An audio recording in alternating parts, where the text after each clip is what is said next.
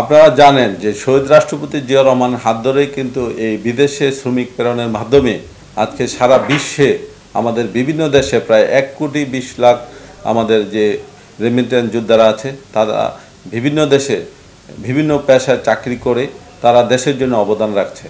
আগামী দিনে যে অন্তর্বর্তীকালীন সরকার যে ভোটের ব্যবস্থা করেছে সেইখানে সরাসরি তারা তাদের জন্য যে ভোটের ব্যবস্থা করেছে আমি তাদেরকে ধন্যবাদ জানাই। তারপরে তারা যারা এখানে আছে তাদের পরিবার সেখানে আছে, কোনো কোনো ফ্যামিলিতে 2 জন 4 জন 5 জন 10 জন পর্যন্ত আছে।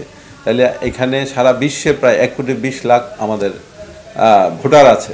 তো এই ভোটাররা যদি ভোট দেয় আশা করি আগামী দিনে আমাদের দল যদি আমাদের বিএনপি সবসময় এই রেমিটেন্স যোদ্ধাদের পাশে ছিল। শহীদ রাষ্ট্রপতি জিয়াউর রহমান ছিল, খালেদা জিয়া 3 বার ক্ষমতায় ছিল, সেখানেও উনি এই রেমিটেন্স যারা বিদেশে আমাদের ভাইয়েরা আছে তাদের সুযোগ সুবিধার জন্য বিভিন্ন কনসাল্টে যারা দায়িত্বে আছে তাদেরকে সেভাবে নির্দেশনা দিয়েছেন।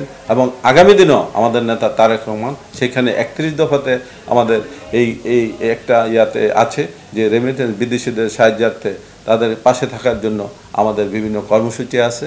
সেগুলি আমরা ইনশাল্লাহ যদি রাষ্ট্রীয় ক্ষমতায় বিএনপি যায় আর আমার নেতা তারেক রহমান যদি প্রধানমন্ত্রী হয়, ইনশাল্লাহ আমার দল যদি ক্ষমতা যায়, আমরা এই রেমিটেন্স যোদ্ধাদের পাশে আছি।